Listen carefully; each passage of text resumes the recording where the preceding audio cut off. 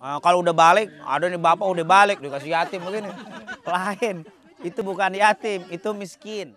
Jangan alhamdulillah Ustaz, walaupun saya nggak sholat doanya dikabulkan terus.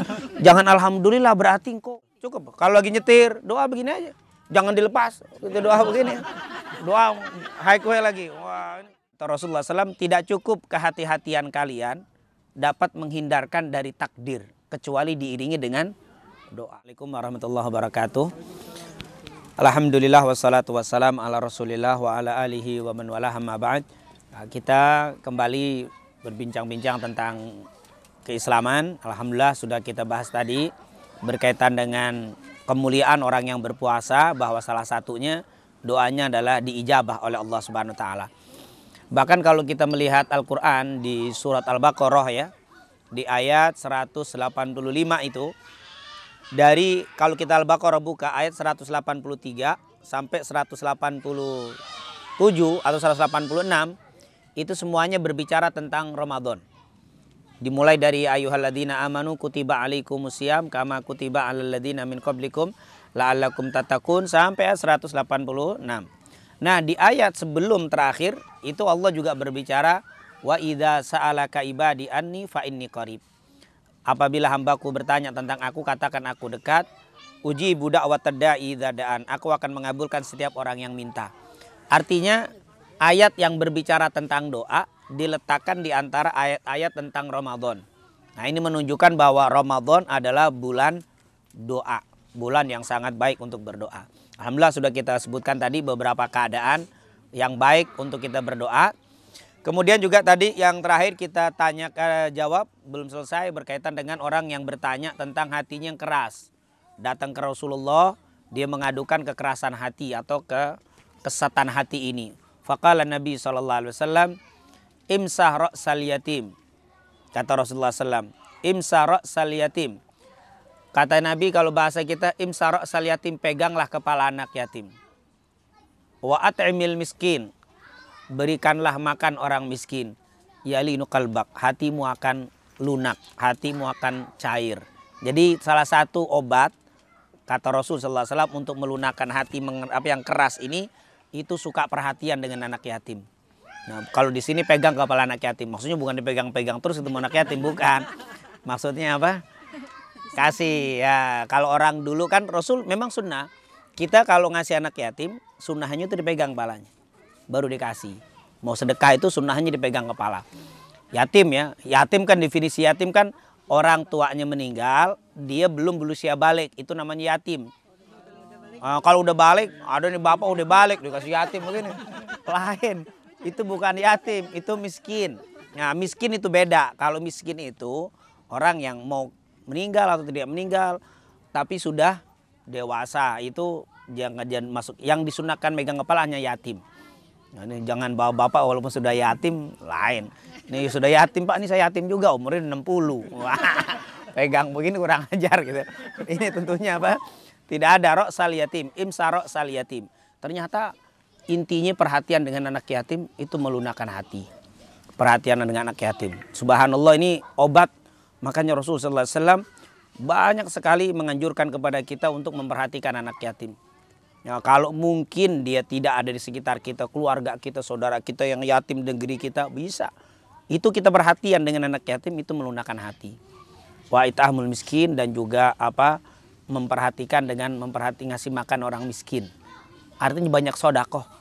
Itu sedekah itu salah satu obat untuk melunakkan hati. Kemudian di dalam hadis lain dijelaskan oleh para ulama, banyak bisa baca kitab kisah-kisah tarqiqul qulub.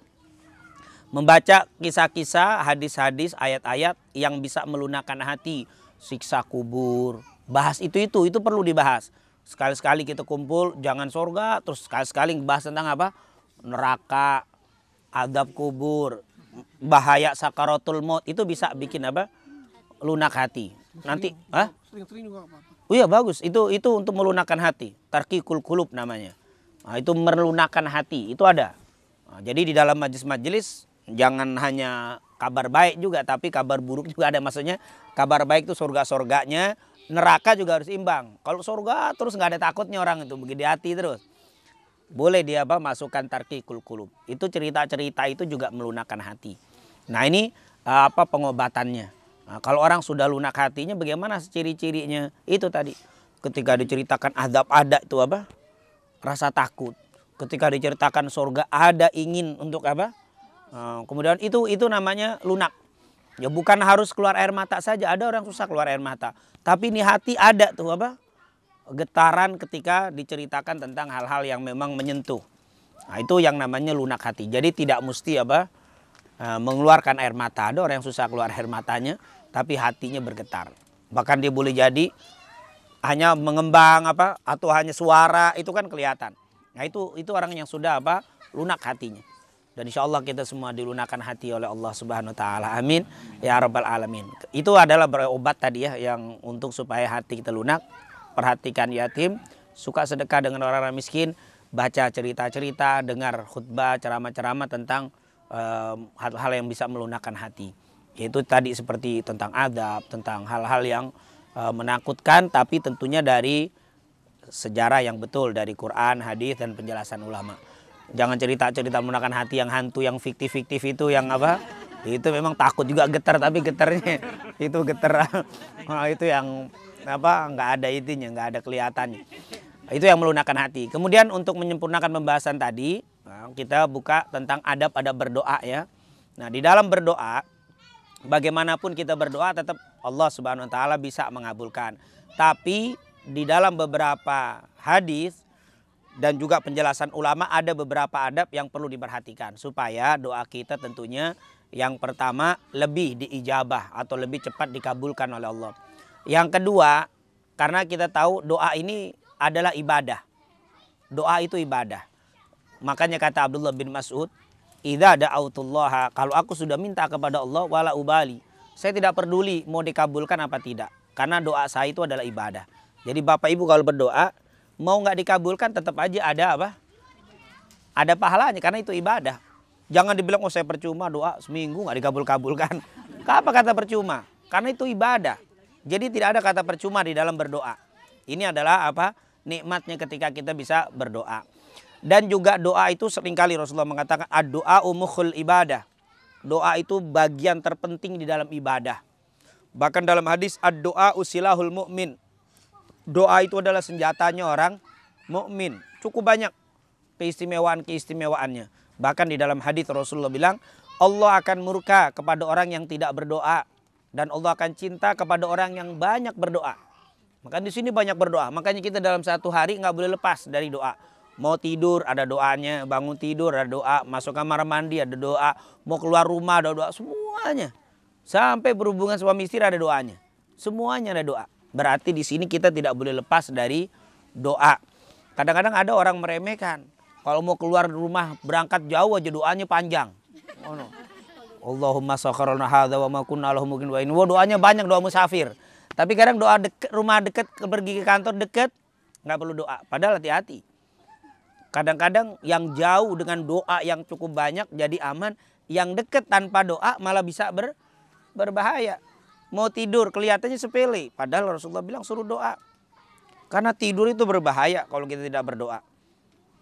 Kalau kita terjaga begini, tenda mau rubuh kita kabur keluar.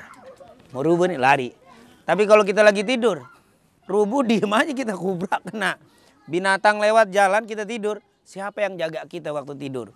Kalau kita tidak berdoa kepada Allah. Jadi orang tidur justru lebih apa? Tapi berapa banyak orang tidur langsung apa? Blok aja, dipikir aman kali.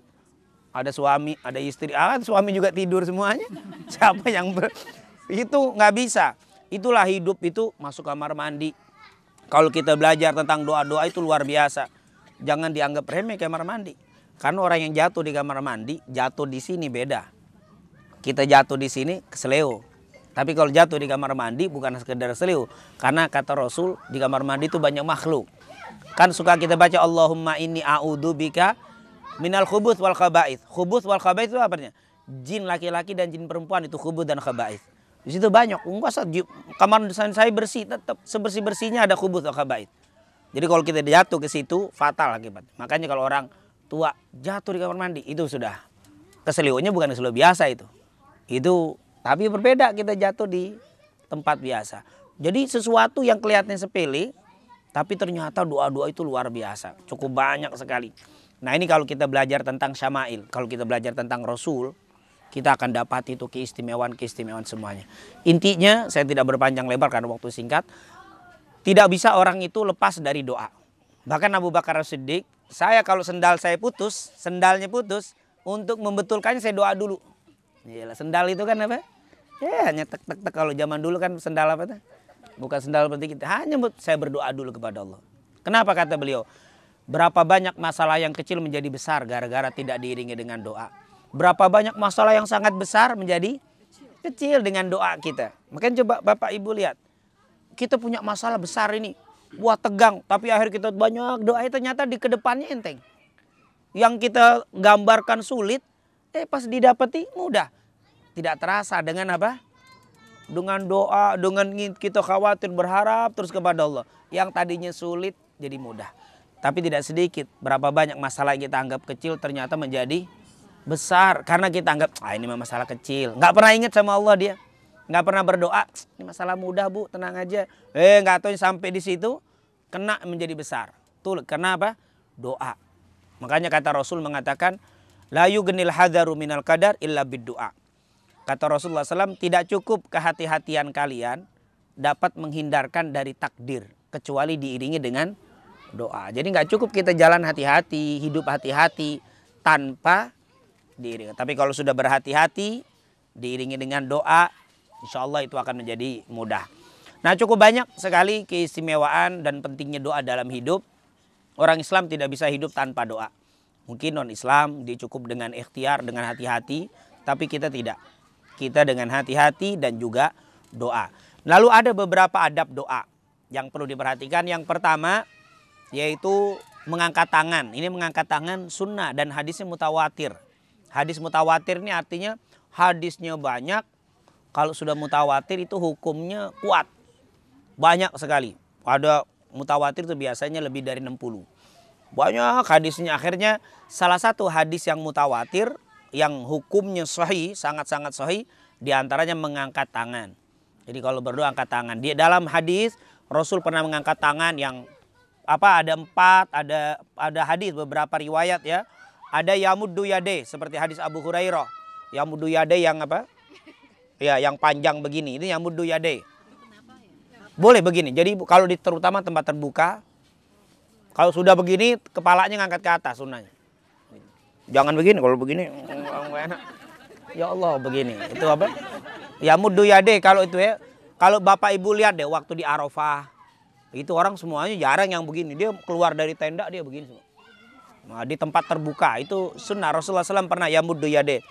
Nabi pernah di perang Khandaq. Perang Khandaq dia begini. Sampai kami lihat keluar cahaya dari ketiak Nabi. Keluar cahaya dari ketiak Nabi. Kemudian di sholat istisqa. Kalau kita baca tentang sholat istisqa, sholat minta apa? Hujan. Itu Rasulullah pernah ngangkat tangannya sampai begini. Berarti di begini ada yamuddu yade. Ada yarfa yade. Yarfa yade yang begini. Mengangkat tangan. Ini boleh, ini ke langit, ini ke bawah nih. Atau ini ke muka. Ini cara doa. Jadi boleh begini, boleh begini. Mau begini nggak masalah, mau begini apa. Yang penting dia begini atau ada begini. Jangan bilang set kalau begini acak-acakan pahalanya turun. Jadi kalau begini banyakan. Pahala nggak dari sini, nggak apa? Nggak diturunkan di sini, mau di sini sama aja kadarnya. Ini bukan masalah, ini boleh begini. Boleh dia begini. Bukannya ada orang suka doa begini. Ibu mungkin pernah lihat, kalau kita belajar kita nggak kaget. Kalau kita nggak tahu, doa. Ya Allah begini. Ada yang doanya begini. Itu yarfa namanya, itu namanya mengangkat tangan. Mengangkat kedua tangan. Ada riwayat Rasulullah SAW kalau meminta surga, rahmat, kebaikan begini, kadang berbalik.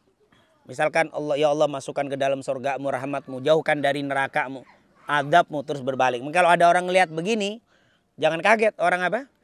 Ada itu yang suka apa? Mundar mandir. Itu kalau yang ngerti, kalau nggak ngerti nggak usah mundar mandir bahasa Arab. Biasa aja lurus begini aja. Nanti kalau pakai bahasa Arab, Allahumma adkhilna jannah, ya Allah masukkan ke surga, neraka. Wah, akhirnya jadi apa? Berbalik-balik, berantakan. Udah begini aja terus kalau apa? Kalau yang ini. Maksudnya ada yang begini, ada riwayat. Jadi kalau memang kita lihat ada yang berbalik, ada. Dan kalau Rasulullah di atas kendaraan atau mimbar, Rasulullah nunjuk. Rasulullah tidak pernah angkat tangan kalau di atas mimbar, di kendaraan. Jadi kalau khutbah Jumat yang benar, si khatib tadi waktu khutbah kedua, Allahumma ighfir lil muslimin, nggak usah begini dia. Cukup dia apa? Begini aja, Allahumma ighfir lil muslimina wal muslimat wal mu'min, itu kalau khutbah.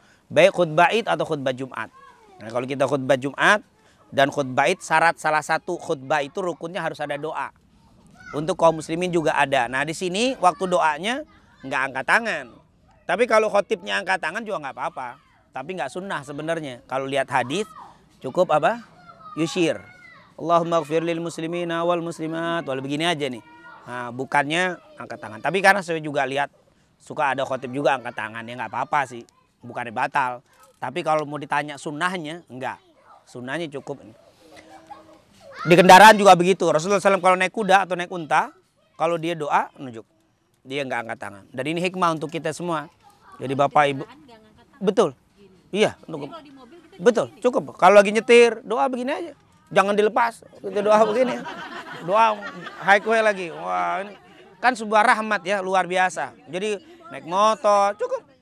Kalau di kendaraan jadi kita bisa nyetir begini, ya Allah, di depan nih kita ada urusan kantor, urusan apa. Wah, ada doa perlu berhenti dulu, misalkan doa dulu, nggak usah. Jalan aja terus, karena emang sunnah. Padahal zaman Nabi dulu onta itu kalau dilepas jalan sendiri deh kan. Bisa aja Nabi angkat tangan, tapi enggak. Malah dia, apalagi kita nggak jalan sendiri. Ini tentunya apa? Biarpun kita jadi penumpangnya kalau dalam kendaraan. Iya, cukup. Jadi kendaraan apa pokoknya Rasulullah SAW di kendaraan. Iya, kalau nggak paham, ada apa tuh nunjuk-nunjuk ya. Nunjuknya begini, jangan begini.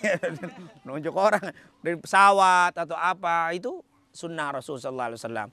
Nah, itulah adab yang pertama, yaitu mengangkat tangan di dalam berdoa. Kemudian yang kedua, mengucapkan hamdalah, memuji Allah yang pertama. Jangan langsung ke poinnya, ya Allah saya minta rezeki. Nggak pakai basa-basi ya, Pak.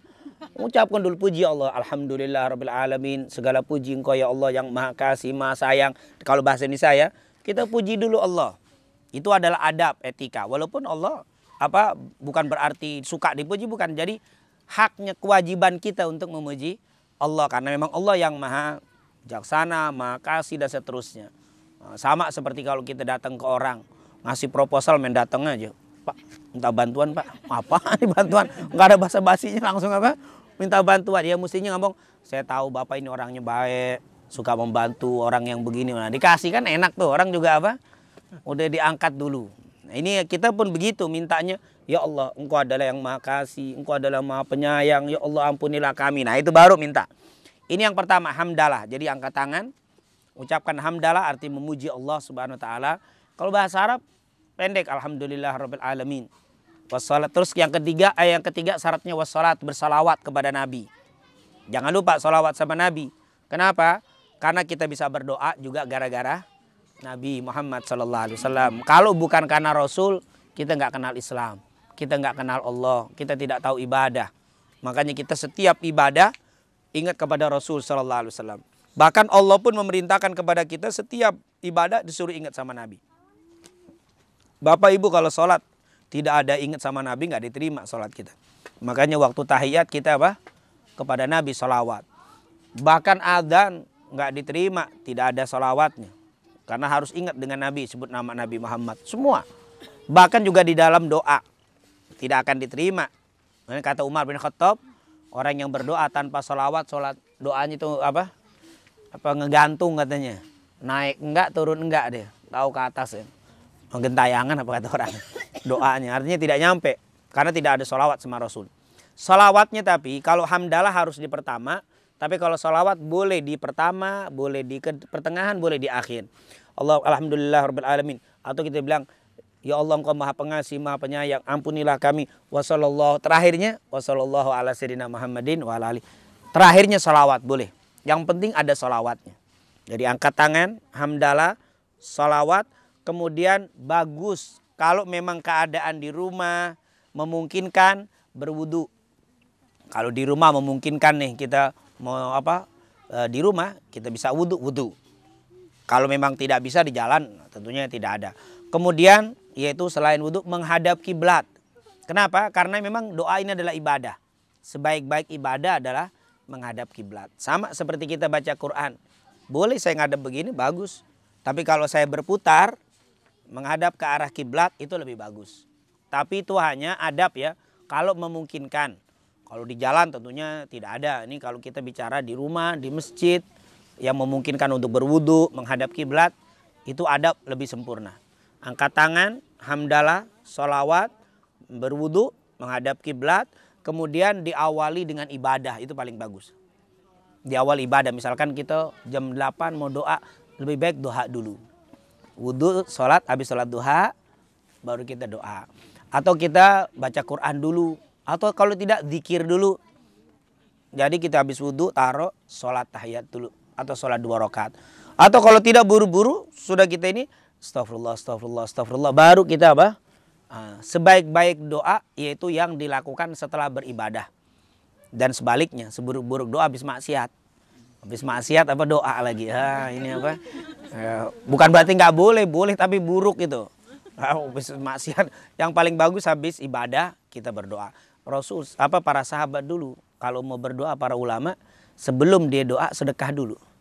Dia sedekah dulu, dia baru berdoa. Dengan tawassul, dengan sedekahnya dia itu akan apa? Insya Allah akan lebih cepat diterima oleh Allah Subhanahu Wa Taala. Jadi yaitu apa? Doa dulu, ibadah dulu. Jadi ibadah ini bukan hanya sedekah apa saja. Pokoknya berbuat baik dulu, baru doa. Karena memang Allah itu cinta kepada orang berbuat baik, lalu dia minta. Tentunya kalau bahasa kita, kalau kita mau minta sama seseorang, cari keadaan orang itu lagi enak, lagi suka sama kita, tentunya akan cepat. Allah itu paling suka kalau kita ibadah. Ibadah dulu baru minta kepada Allah. Tapi kalau maksiat dulu, Allah paling sudah melanggar. Habis apa? Apalagi doa mau apa? Mau maksiat, ini lagi parah lagi. Ini apa? Ini. Dan kemudian adab selanjutnya ilha. Ilha itu apa? Rasul pernah bilang begini, alihu fid du'a. Hadisnya sahih. Kata Nabi, alihu fid du'a. Ilhalah kamu di dalam berdoa. Apa itu ilha? Ilha itu kalau diterjemahkan apa? Merengek kayak begitu ya. Kalau kita itu minta terus, itu ilha itu ada 3 macam. Yang pertama merengek. Kayak seperti anak kecil kalau minta nggak dikasih terus apa? Nangis. Atau merengek atau guling-gulingan mungkin apa? Nah itu supaya jadi melakukan sesuatu biar kita juga begitu ilha. Bagaimana caranya? Boleh salah satunya dengan cara diulang-ulang lafadznya. Itu ilha. Rabbighfirli wali walidayya, Rabbighfirli wali walidayya. Diulang 3 kali, itu namanya ilha. Dan itu sunnah. Jadi kalau kita berdoa sesuatu yang ditekankan, yang kita mau, boleh itu diulang. Ya Allah, kami butuh denganmu. Ya Allah, ya Allah, ya Allah. Itu namanya ilha. Nabi pernah melihat ada orang yang berdoa, Ya Rabbi, Ya Rabbi, Ya Rabbi. Nah itu kalimat ilha itu namanya. Itu sunnah. Jadi diulang-ulang penekanan yang kita minta. Yang kedua, itu ilha juga, yaitu berdoa itu terus. Jadi jangan pindah-pindahan doa. Doa ini nggak dikabulkan, cari lagi Ustaz, cari doa lagi dong. Kamu nggak punya doa? Saya udah doa itu Ustaz, seminggu belum dikabulkan, cari doa yang lain kali lebih cepat. Itu.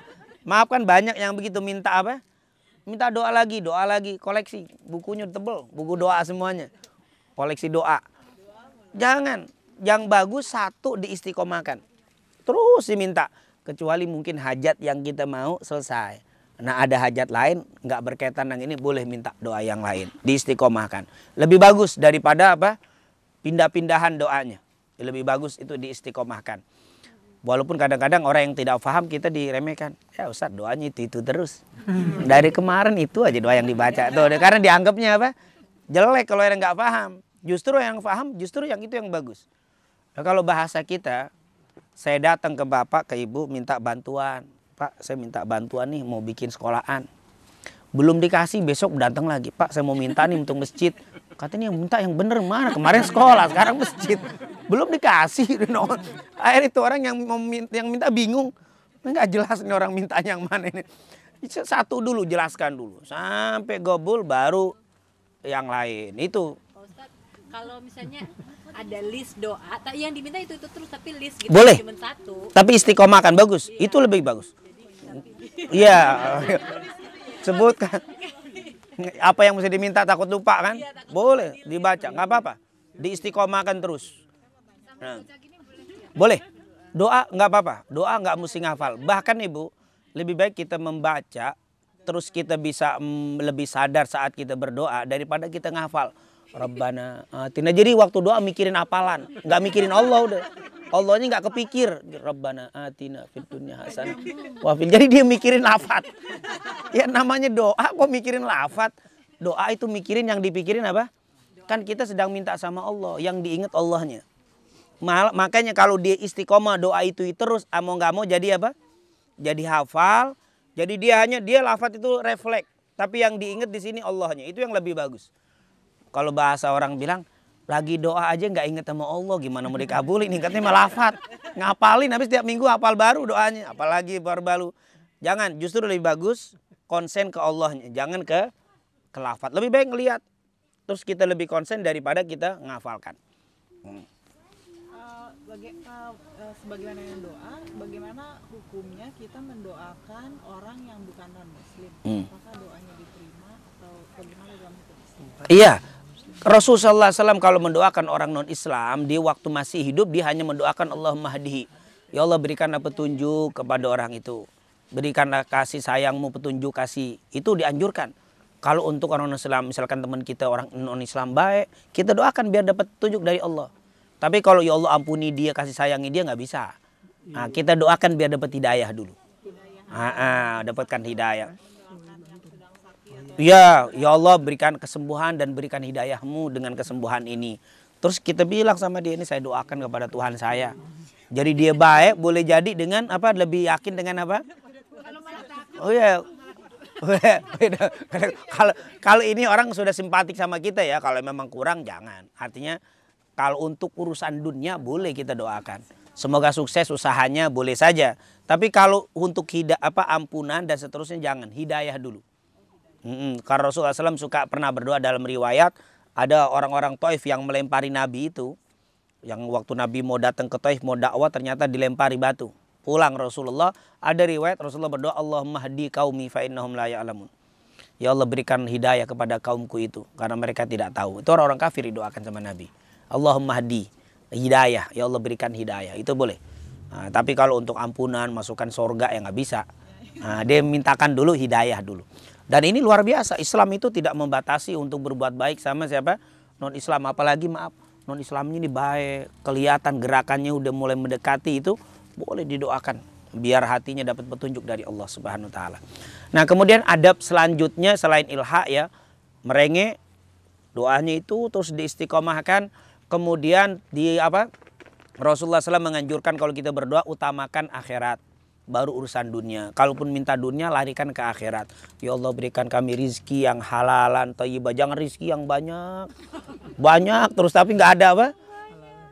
Nih kasih rizki yang halal, yang banyak dan halal, yang bisa membawa kami untuk bisa lebih dekat kepadamu ya Allah. Jadi rizkinya minta ke situ. Ya Allah naikkan jabatan kami biar kami bisa membawa, terus begitu. Jadi apapun, ya Allah berikan sehat kepada kami biar bisa ibadah kepadamu, biar bisa berbuat baik. Jadi jangan hanya sehat, rizki, tapi tidak ada. Jadikan dunia ini sebagai jembatan untuk akhirat. Ad-dunya mazra'atun lil akhirah.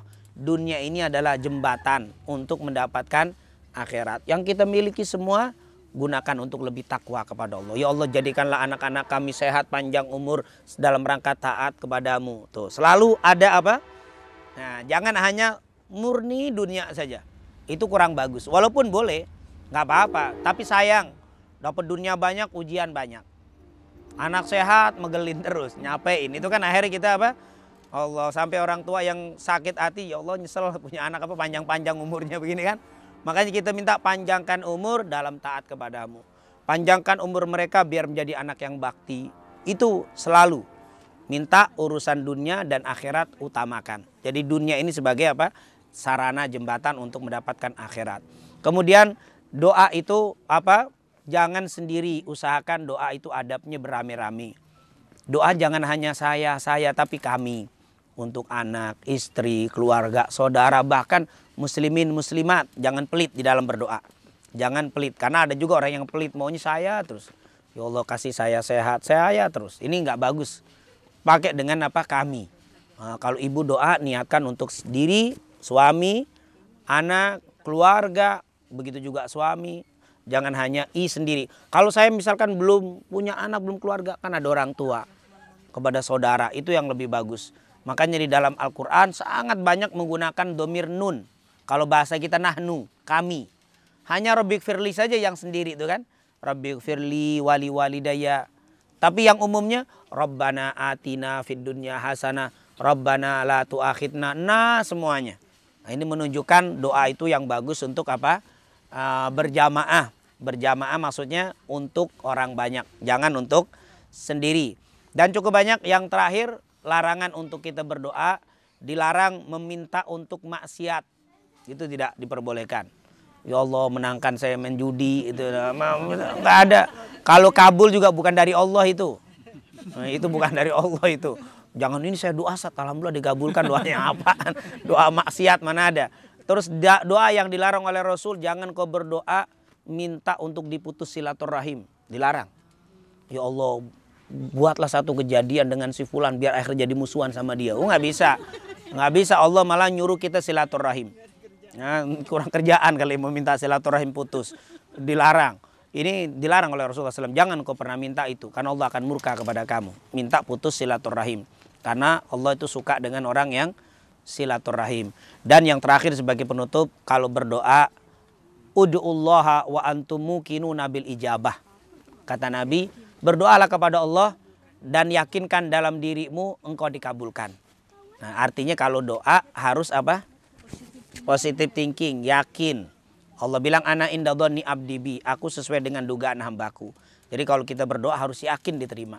Tapi kalau kita doa habis doa kumpul pulang, tadi kira-kira diterima nggak ya doa kita? Ya enggak. Nanya dipakai apa? Tadi diterima apa enggak ya? Ya udah enggak. Ana inda dhonni abdi bi kata Allah. Aku ini sesuai dengan dugaan hambaku. Kalau hambaku meyakini begitu ya sudah. Jadi kalau kita habis doa, insya Allah diterima. Kabul insya Allah apa yang kita hajatkan. Nah itu harus kita yakini. Karena kata Rasul banyak sekali orang yang tidak dikabulkan doa karena kurang yakin. Ini harus positif thinkingnya tinggi kepada Allah Subhanahu wa ta'ala. Dan sebagai penutup, kabulnya doa itu ada 4 macam. Supaya kita tahu. Yang pertama, apa yang kita minta dapat. Ya Allah saya butuh rizki untuk bayar rumahnya dapat. Rizki dapat. Itu yang kita minta apa? Dikasih. Ada yang dapat ganti rumah duit nggak dapat, tapi ada orang apa misalkan rumah ini orang itu sudah itu rumah nanti terusin aja bayar gampang bulan ini kosong sudah untuk depan. Nah itu berarti apa? Duitnya tidak dapat tapi dapat ganti. Tujuan kita itu ya Allah berikan rizki, aku ingin pergi ke tempat fulan nggak ada rizki nggak dapat, tiba-tiba ada orang ngajak gratis. Ini juga sama apa? Dapat ganti apa yang kita minta. Atau dapat yang kita minta tidak, ganti juga nggak ada, tolak bala. Kata Rasulullah, yarudul qada illa doa. Tidak ada yang bisa menolak takdir buruk yang akan menimpa kita kecuali dengan doa. Mungkin kita tidak tahu berapa banyak kita mesti keluar banyak musibah. Tetapi gara-gara doa sebelum kita keluar dari rumah, musibahnya ditolak sama Allah.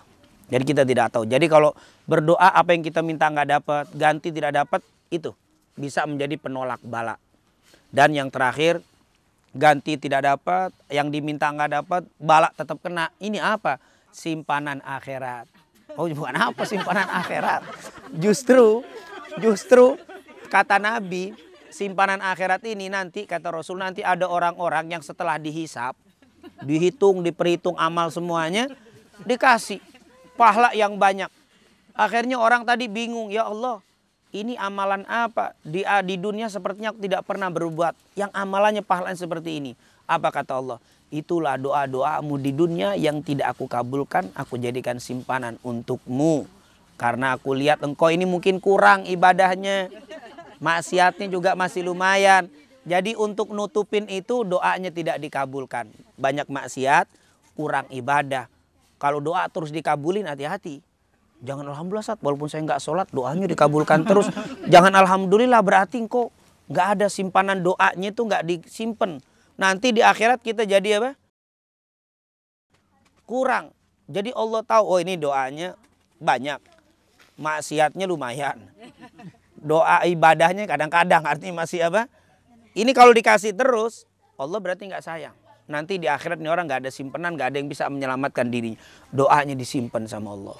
Setelah selesai nih jadi. Makanya kata Rasul, kalau kalian bisa melihat simpanan doa kalian, kalian akan berangan-angan tidak mau dikabulkan di dunia. Kalau tahu doa ya Allah, tapi kan nggak mau juga kita kan doa jangan dikabul-kabulin kan. Nah, yang penting kita minta ini, insya Allah doa kita semua dikabulkan dan di akhirat tetap simpanan kita banyak kita minta kepada Allah Subhanahu Wa Taala. Jadi tidak ada sia-sia di dalam berdoa. Makanya jangan sampai ada kalimat percuma doa juga nggak dikabulin. Itu hati-hati. Itu bukan perkataan orang Islam. Itu bukan perkataan orang yang beriman. Orang yang Islam beriman nggak ada kata-kata percuma. Walaupun ibu bapak mau keluar dari sini, yuk kita bubar. Semoga di perjalanan kita semuanya selamat walafiat sehat. Pulang nggak ada kata-kata percuma. Dikasih sehat. Kalau tidak maka dia akan menjadi apa? Simpanan nanti di yaumil kiamah. Makanya apapun yang kita lakukan jangan lepas dari doa. Mungkin itu yang bisa kita jelaskan. Waktu udah lewat ya. Ya, taib. Itu aja, semoga apa yang kita pelajari dan kita bahas ini mendapatkan keberkahan dari Allah Subhanahu wa Ta'ala. Amin amin ya rabbal alamin. Rabbana taqabbal minna innaka antas samiul alim wa tub alaina innaka antat tawwabur rahim. Allahumma inna nas'aluka ilman nafi'an wa rizqan tayyiban wa amalan salihan maghbula bi rahmatika arhamar rahimin. Wa sallallahu ala sayyidina Muhammadin wa ala alihi wasallam walhamdulillahi rabbil alamin. Subhanakallahumma bihamdika asyhadu an la ilaha illa anta astaghfiruka wa atubu ilaik. Assalamualaikum warahmatullahi wabarakatuh.